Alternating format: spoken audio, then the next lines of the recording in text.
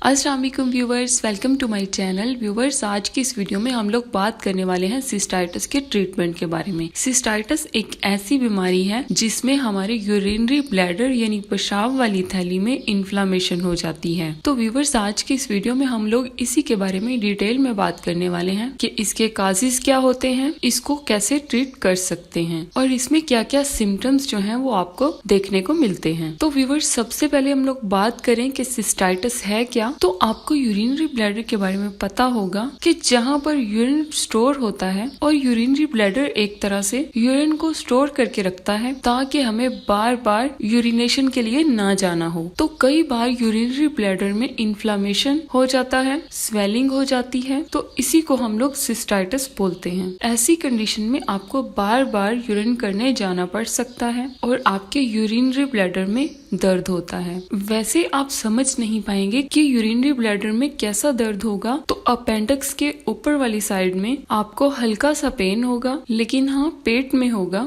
यानी कि नाभि के नीचे। तो अगर ऐसा पेन होता है और लंबे अरसे तक चलता है तो हो सकता है कि आपको यूरिनरी ब्लैडर में इन्फ्लामेशन हो। तो नेक्स्ट हम लोग बात कर लेते हैं इसके काजेस के बारे में कि इसकी वजूहात क्या क्या होती हैं। तो इसमें सबसे पहले ये कि मान लीजिए कि आपको इंजरी हो जाती है, उसमें अगर आपको चोट लग जाती है तब आपको ये प्रॉब्लम हो सकती है। इसके अलावा कई बार पैरालिसिस की वजह से भी आपको ये प्रॉब्लम होती है। इसके अलावा व्यूअर्स, सबसे जो कॉमन रीजन है वो है यूटीआई इन्फेक्शन यानी यूरिनरी ट्रैक इन्फेक्शन। अगर आपको यूरिनरी ट्रैक इन्फेक्शन है तो सिस्टाइटिस होने के चांसेस बहुत ज्यादा होते हैं। और नेक्स्ट व्यूअर्स, अगर आपको यूरिनरी ब्लैडर में स्टोन है यानी पथरी है, उस कंडीशन में भी सिस्टाइटिस होने के चांसेस जो है वो बढ़ जाते हैं। इसके अलावा व्यूअर्स, यूरिथ्रा में कंजेशन होने की वजह से भी सिस्टाइटिस हो सकता है, यानी कि हो सकता है कि यूरिथ्रा में कुछ जम गया हो, खासकर स्टोन ही होता है लेकिन फिर भी किसी भी वजह से भी आपको जो है वो कंजेशन हो सकता है। तो इस वजह से सिस्टाइटिस होने का खतरा जो है वो रहता है। तो ये सभी रीजंस होते हैं सिस्टाइटिस होने के। तो नेक्स्ट व्यूअर्स, हम लोग बात कर लेते हैं इसके साइन एंड सिम्टम्स की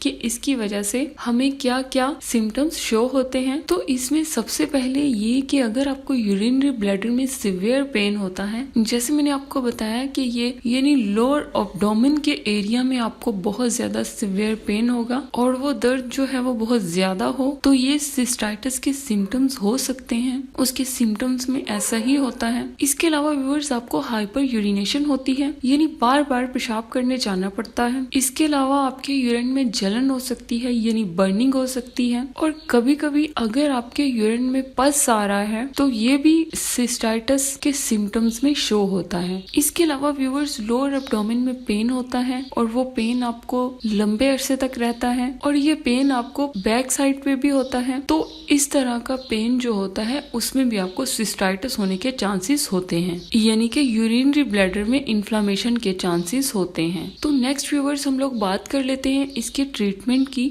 कि इसका ट्रीटमेंट जो है वो क्या होना चाहिए, यानी इसमें कौन कौन सी मेडिसिन हमें लेनी चाहिए। लेकिन व्यूअर्स, आपने कोई भी मेडिसिन खुद से नहीं लेनी। अगर आपको किसी मेडिसिन का यूज करना है तो प्लीज अपने डॉक्टर या फार्मासिस्ट से कंसल्ट कर लें, तो फिर उस मेडिसिन का इस्तेमाल आप कर सकते हैं। मेरी ये जो वीडियोस होती है ये जस्ट आपके नॉलेज के लिए आपको बताई जाती हैं। तो व्यूअर्स, सिस्टाइटिस के ट्रीटमेंट में कुछ मेडिसिन दी जाती हैं जिसमें नॉरफ्लॉक्सासिन टैबलेट दी जाती है विद लैक्टिक एसिड बेसिलस, इसकी कॉम्बिनेशन होती है। इसके अलावा व्यूअर्स, हम लोग नॉरफ्लॉक्सासिन की जगह पर लीवोफ्लॉक्सासिन भी देते हैं और ये टैबलेट एक एक आपको सुबह शाम खानी होती है। खाने के बाद यानी कि या फिर नॉरफ्लॉक्सासिन खाई जाएगी या फिर लीवोफ्लॉक्सासिन आपको दी जाएगी। इसके अलावा व्यूअर्स, एक सिरप दिया जाता है डाइसोडियम हाइड्रोजन सिट्रेट, और इसको कैसे पीना होता है, तो इसको हमें पीना होता है 2 टीस्पून 1 कप पानी में मिलाकर सुबह दोपहर शाम पीना होता है, यानी TDS दिन में 3 दफा। याद रखें, इस सिरप को आप डायरेक्ट नहीं पिएं, इसे डाइल्यूट करके यानी इसको पानी में मिलाकर पिएं ताकि आपको इससे कोई प्रॉब्लम ना हो। इसके अलावा व्यूअर्स, विटामिन ए की कैप्सूल दिए जाते हैं जो आपको सुबह शाम खाने होते हैं। तो व्यूअर्स, अगर आपका ये सारा ट्रीटमेंट हो रहा है और आप ठीक नहीं हो रहे हैं या अगर आप और भी कॉम्प्लिकेशंस महसूस कर रहे हैं तो आप अपने डॉक्टर से कंसल्ट करें और और अपनी मेडिसिन को